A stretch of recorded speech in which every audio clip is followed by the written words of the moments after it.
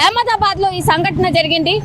London కి వెళ్లాల్సినటువంటి flight ఒక్కసారిగా సాంకేతిక లోపం కారణంగా కుప్పకూలిపోయిన పరిస్థితి అక్కడ మనం చూడొచ్చు. ఆ ప్లేన్ కింద పడిపోయిన తర్వాత ఎంత దట్టమైన పొగలు అలుముకున్నాయో మనకు స్పష్టంగా కనిపిస్తోంది.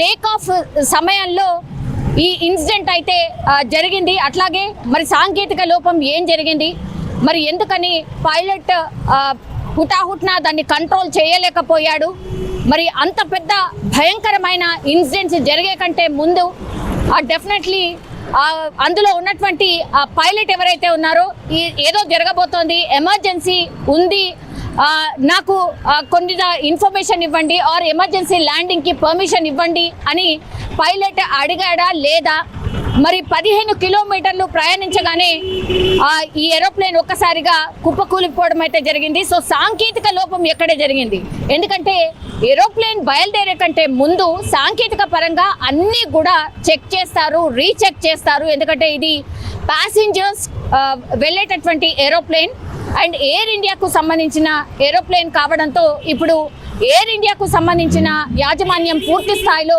దర్యాప్తు చేస్తున్నటువంటి సిచ్యువేషన్ అయితే కనిపిస్తోంది. కానీ బిగ్గెస్ట్ డిజాస్టర్ బికాస్ 242 మంది ప్యాసింజర్స్ లండన్కి వెళ్లాల్సినటువంటి ఈ ఫ్లైట్ ఒక్కసారిగా కింద పడిపోవడం, అట్లాగే దాని తర్వాత అసలు అందులో ఉన్నటువంటి వాళ్ళు ఎవ్వరు కూడా బతికే అవకాశం ఉండదు అనేది కూడా ఎక్స్పెక్ట్ చేస్తూ ఉన్నారు.